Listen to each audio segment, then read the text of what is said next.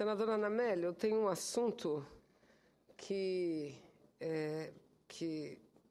eu gostaria de ter tratado dessa tribuna já há algum tempo. Mas hoje foi que é hoje que estou tendo essa oportunidade. Me refiro a uma reunião que teve ao fórum que aconteceu no final de maio, dos governadores dos estados, dos 9 estados que compõem a Amazônia Legal. Uma reunião importante e que no passado acontecia com maior frequência. Eu fiquei muito feliz que no final do mês de maio, no dia 29, novamente os 9 governadores da Amazônia Legal voltaram a se reunir e aprovaram uma carta denominada Carta de Cuiabá. Um conjunto de 6 medidas que foram todas endereçadas ao governo federal e medidas que são consenso do conjunto dos governadores da Amazônia brasileira e que tratam, na sua grande maioria, de questões relativas ao meio ambiente. Isso é muito importante, senhora presidente. Eu tive a oportunidade, quando ainda era deputada federal, de presidir a Comissão da Amazônia e Desenvolvimento Regional, uma comissão que tem uma comissão permanente da Câmara dos Deputados. Infelizmente, aqui no Senado, nós só temos a Comissão de Desenvolvimento Regional, não temos uma comissão da Amazônia. Mas, quando estava à frente e presidindo a comissão, nós tivemos a possibilidade de nos engajarmos mais nesse debate que já era desenvolvido pelos governadores, trazer vários ministérios do governo federal e realizamos inúmeras atividades. E o fruto daquelas reuniões e daquela grande movimentação foi que a gente conseguiu fazer a primeira revisão do PAS. O PAS vem a ser o Programa Amazônia Sustentável.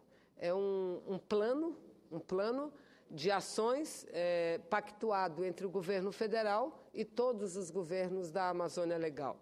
E um plano que trata desde a necessidade do desenvolvimento e aponta os caminhos para o desenvolvimento sustentável, como o desenvolvimento humano, sem falar de um conjunto de programas que ele lá elenca. Então, nós não podemos dizer que, em relação à Amazônia, nos falte projeto ou nos falte a clareza de uma ação estratégica que deva ser aplicada. Pelo contrário, nós temos isso, algo que está muito bem redigido e que recentemente foi atualizado. O que nós precisamos fazer é entender que o PAS deveria ser muito mais do que um plano que reúne um conjunto de programas, mas algo que devesse ser perseguido para que fosse aplicado na sua inteireza e que periodicamente tivesse a sua avaliação. Mas, para que isso aconteça, a manutenção desse Fórum de Governadores é fundamental, é muito importante. E no último Fórum dos Governadores, senhora presidente, como eu aqui relatei, todos eles assinaram uma carta que é a Carta de Cuiabá, que contém 6 reivindicações. Na maioria, elas tratam da necessidade de mais investimentos para que se garanta uma maior proteção ao patrimônio natural da região, uma maior proteção e uma utilização de forma adequada. E eu colocaria dentro desse âmbito, não consta exatamente da Carta de Cuiabá, mas consta do PAS, que uma das questões importantes é desentravar e colocar em funcionamento de uma forma mais adequada o Centro de Biotecnologia da Amazônia. Porque quando nós falamos da necessidade da proteção do patrimônio natural da Amazônia, nós não estamos aqui dizendo que a Amazônia deva ser tratada como um santuário, que tenha toda a sua riqueza natural guardada e intocável. Pelo contrário, o que nós queremos são as condições necessárias para utilizar essa riqueza natural e transformar a riqueza natural numa riqueza material, não só para os amazônidas, mas uma riqueza material para todo o Brasil. Eu não tenho dúvida nenhuma, o petróleo, a riqueza mineral é muito importante para o Brasil, mas talvez muito maior do que essa riqueza seja o patrimônio genético contido na Amazônia, que é a maior biodiversidade do planeta. Mas, senhora presidente, eu aqui quero trazer algumas reflexões em relação a algumas reivindicações apresentadas pelos governadores. Uma das reivindicações diz respeito à autonomia que todos os governadores pretendem, a autonomia que deva ser dada aos estados para que cada estado possa articular por si próprio recursos para combater o desmatamento e a degradação ambiental, além de promover o desenvolvimento sustentável, como eu aqui relato. E eles colocam, senhor presidente, que atualmente, e levantam que atualmente todos os recursos, ou seja, a maior parte dos recursos captados são para a preservação da floresta e aplicação em projetos de desenvolvimento sustentável, são feitos através do Fundo Amazônia, que é um fundo operado pelo BNDES, Banco Nacional de Desenvolvimento Econômico e Social, e que podem ser investidos no desenvolvimento sustentável e também no combate ao desmatamento, e que até agora o fundo teria captado em torno de 2 bilhões de reais, na sua grande maioria com contratos assinados entre o governo brasileiro, governo da Alemanha, Petrobras, outras instituições, mas principalmente com a Noruega, que é a maior doadora do Fundo Amazônia.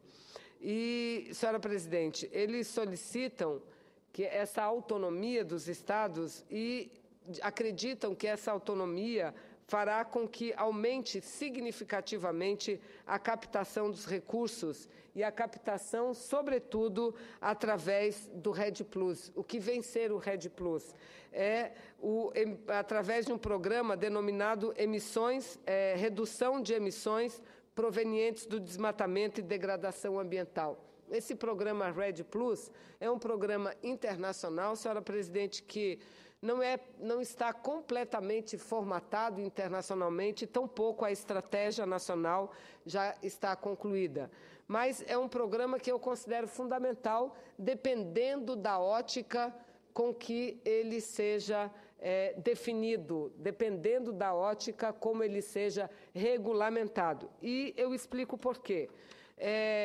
A necessidade de se concluir e definir uma estratégia nacional do REDD+, que é o REDD+, é um requisito fundamental para o reconhecimento dos resultados e para a consequente captação dos recursos.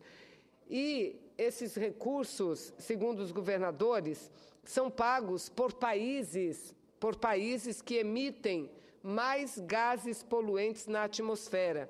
O que significa dizer que os países teriam a possibilidade de, em não alcançando a meta a ele estabelecida através das convenções internacionais do clima, onde cada país tem uma meta e essa meta será definida a partir do mês de novembro, dezembro desse ano, quando teremos a Conferência do Clima, que vai se realizar na França, em Paris, que é através e durante essa conferência que está prevista a elaboração de um novo protocolo, um novo acordo internacional que virá substituir o protocolo de Quioto, que era através deste protocolo em que os países se comprometiam em diminuir as emissões de gases de efeito estufa na atmosfera.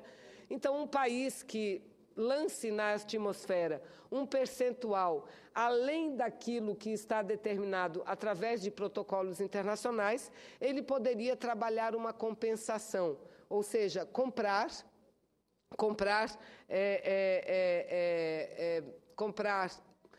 que se diz assim, ações, eu posso dizer, de países que estão evitando a emissão de gases de efeito estufa na atmosfera, ou seja, os países que emitem mais gases poluentes na atmosfera, como China, Estados Unidos, Alemanha, eles poderiam pagar, através da compensação pela emissão de poluentes em excesso, a estados da Amazônia Legal, ou seja, tudo aquilo que os países, como os Estados Unidos, deixarem de emitir, para não ser penalizados por extrapolarem a meta que tiverem, eles pagariam.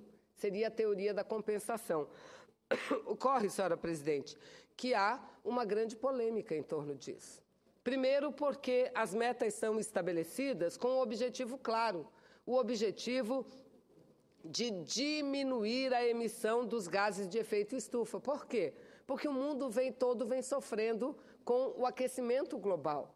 Quanto maior a emissão de gases de efeito estufa, maior é o desequilíbrio que acontece na natureza, porque aumenta a temperatura, elevam-se os níveis dos oceanos, e aí, exatamente por isso, a gente vive cada vez mais, numa sequência mais frequente, esses desastres naturais em todo o planeta. Então, esses acordos internacionais, eles nascem e eles existem exatamente com o objetivo de diminuir a poluição no planeta, de diminuir a emissão de gases de efeito estufa. Se o Brasil reconhecer esta metodologia da compensação, o que significa dizer? Estados Unidos, digamos, que tem uma meta, é um exemplo que eu estou dando, um exemplo, mas na realidade Estados Unidos foi o país que nunca se dignou a assinar o protocolo de Quioto. Nunca assinou o protocolo de Quioto, ou seja, nunca se comprometeu legalmente com nenhuma meta no âmbito internacional. Esperamos todos nós que isso aconteça de forma diferente na próxima Conferência do Clima, que Estados Unidos, que é um dos maiores poluidores do planeta, assine o novo protocolo que sairá a partir da próxima conferência. Mas, voltando aqui à explicação. Digamos que Estados Unidos ou Alemanha que emitam gases para além daquilo que a meta internacional permite, eles estariam dentro da legalidade caso comprasse ações de países que estão emitindo muito menos do que lhes seria permitido. Isso, economicamente e de forma temporal, pode até ajudar países que são os detentores de grandes florestas como o nosso, mas não ajuda em absolutamente nada o planeta. E o Brasil tem tido uma posição muito correta no âmbito da discussão internacional, senadora Ana Amélia. O Brasil tem resistido a esse tipo de compensação. Eu creio que essa estratégia, REDD+, ela não necessariamente pode existir somente com o mecanismo da compensação. Existem outras formas, por exemplo, os estados da Amazônia podem captar recursos não compensando aquilo que os outros países estão emitindo demais.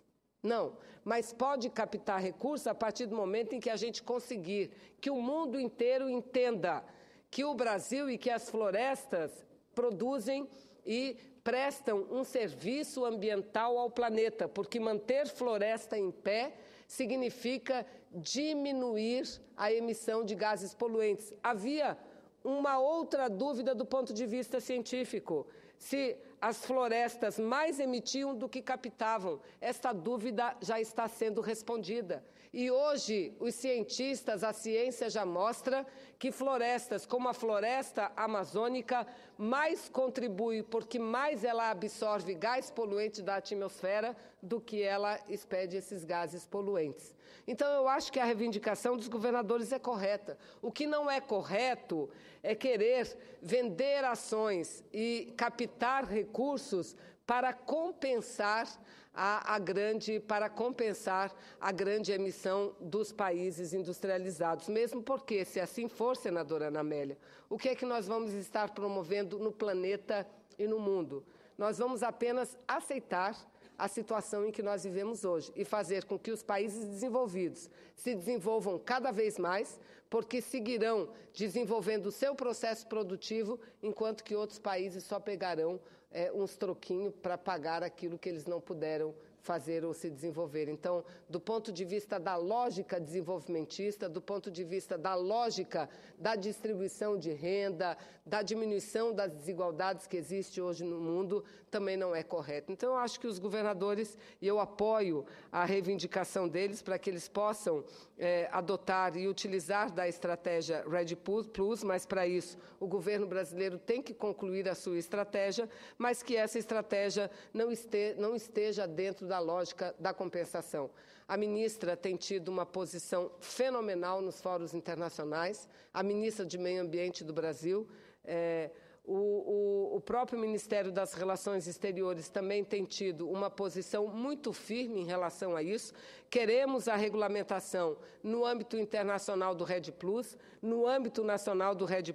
Nós, os estados da Amazônia Brasileira, deveremos lutar para captar recursos, mas dessa forma, como um reconhecimento do serviço ambiental que nós prestamos não só ao Brasil, mas ao mundo inteiro, e não a partir de uma estratégia que trabalhe a compensação. Então, senhora presidente, creio que nós, que somos os senadores dos estados da Amazônia Brasileira, temos que acompanhar muito de perto essa negociação entre os governos dos nossos estados, o governo federal, porque isso, sem dúvida nenhuma, passa necessariamente pelo Congresso Nacional.